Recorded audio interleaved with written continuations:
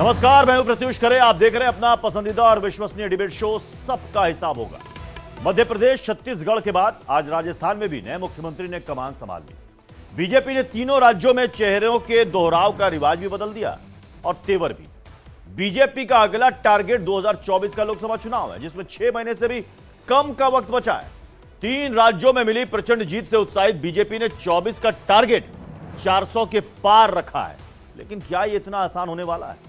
क्या मोदी की नई टीम पार्टी को 2019 से भी अधिक सीटों के साथ 2024 में फिर से सत्ता के सिंहासन पर बैठा पाएगी? क्या विपक्षी गठबंधन लोकसभा में मोदी की हैट्रिक को रोक देगा? आज सबका हिसाब होगा में बड़ी बहस इसी मुद्दे पर। लेकिन क्या है वो 3 अहम सवाल? जल्दी से वो सवाल भी आपके सामने लाते हैं। लाइए सवाल। पहला सवाल, नए चेहरे दिलाएंगे मोदी को 2024 का ताज। दूसरा सवाल, जाति समीकरण के दम पर क्या बीजेपी करेगी 400 सीटों को पार करने का आंकड़ा? विपक्षी गठबंधन मोदी की हैट्रिक को क्या रोक देगा? ये 3 अहम सवाल हैं जो इस वक्त देश जानना चाहता है कि अब 3 राज्यों के चुनावी नतीजों के बाद 2024 में जब चुनाव होगा, आम चुनाव होगा, तो क्या जो बीजेपी कह रही है 400 के पार आंकड़ा जाएगा, क्या यह वाकई मुमकिन हो पाएगा? इसी पर आज होगी बड़ी बहस। लेकिन शुरुआत इस रिपोर्ट से। देव साय ईश्वर की शपथ लेता हूं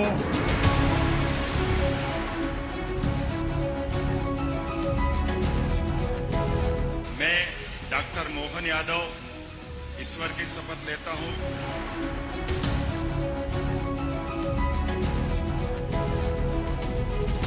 मैं भजनलाल शर्मा ईश्वर की शपथ लेता हूं।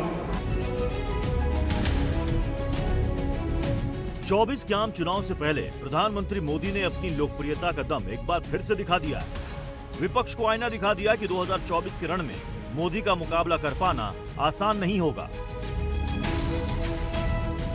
हर परिवार का जीवन बेहतर होता है, इसलिए वो बीजेपी को चुन रहा है, लगातार चुन रहा है।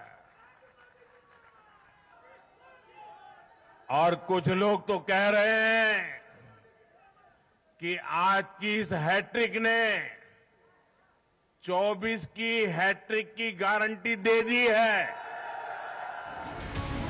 प्रधानमंत्री मोदी के इस बयान ने एक बार फिर से 2024 के लिए विपक्ष के सामने नई लकीर खींच दी है। उनके समर्थक तो प्रचार करने लगे हैं कि अब की बार 400 पार।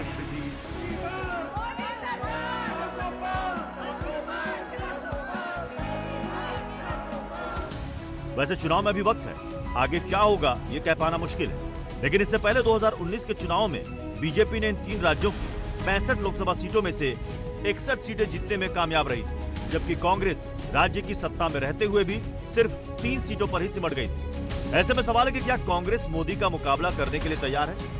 वो भी जब 5 राज्यों के रण में सिर्फ तेलंगाना में वापसी कर पाई, जबकि 2 राज्यों की सत्ता हाथ से फिसल गई। ऐसे में सवाल है कि क्या मोदी अपनी लोकप्रियता के दम पर एक बार फिर से सरकार बनाने में कामयाब हो पाएंगे? Bureau report, India daily live. अब सवाल है कि बीजेपी का टारगेट 400 के पार है, लेकिन क्या यह मुमकिन हो पाएगा? क्योंकि अभी की स्थिति क्या कह रही है, जो नतीजे आए हैं, जो वोट शेयर मिले, आपको समझाते हैं। 2024 से पहले हिंदी पट्टी के 3 राज्यों में बीजेपी की सरकार बन गई। छत्तीसगढ़, राजस्थान में सत्ता से कांग्रेस को बीजेपी ने बेदखल कर दिया। तेलंगाना में कांग्रेस जीती, लेकिन बीजेपी की सीट यहां पर बढ़ गई। 4 राज्यों की 83 सीट में से 2019 में बीजेपी ने 65 सीटें अपने खाते में की थी और हालिया चुनाव नतीजों के मुताबिक बीजेपी को 46 सीटें मिल सकती है, जो वोट शेयर बीजेपी ने पाया है। 2019 चुनाव को देखें तो बीजेपी को 19 सीट का यहां पर नुकसान हो रहा है। 4 राज्यों के चुनाव में बीजेपी को 4.82 करोड़ वोट मिले हैं, जो अभी चुनाव हुए हैं। 4 राज्यों की 83 सीट में से 2019 में कांग्रेस को महज 6 सीट उस वक्त मिली थी। हालिया चुनाव नतीजों के मुताबिक कांग्रेस को 28 सीटें मिल सकती है। 2019 चुनाव को देखें तो कांग्रेस को 22 सीटों का फायदा हो रहा है। यह गणित बड़ा दिलचस्प है। 4 राज्यों के चुनाव में कांग्रेस को 4.92 करोड़ वोट मिले हैं। इंडिया गठबंधन के सभी दलों को अगर जोड़ दें तो यह जाता है 5.06 करोड़, जो कि बीजेपी से कहीं ज्यादा है। अब सवाल है कि जो इन राज्यों में बीजेपी को जो वोट परसेंटेज, जो शेयर मिला है, वोट शेयर मिला है, वो उसकी तुलना में अगर आप देखेंगे इंडिया गठबंधन को तो वो कहीं ज्यादा है। तो इस आधार पर कहा जा रहा है कि अगर